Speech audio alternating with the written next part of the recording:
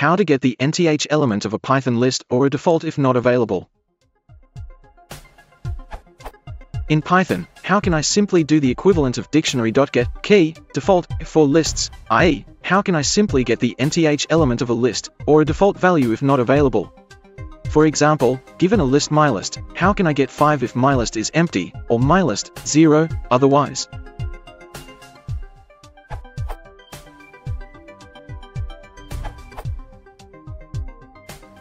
To support negative indices we can use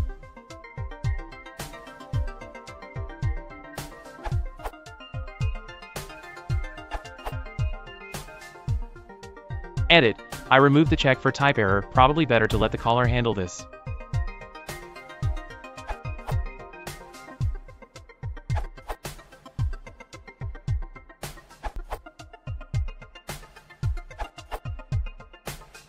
This is probably better as it gets larger.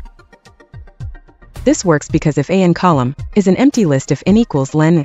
Here is an example of how this works with range 5. And the full expression. If you want to support the channel, please consider liking and subscribing.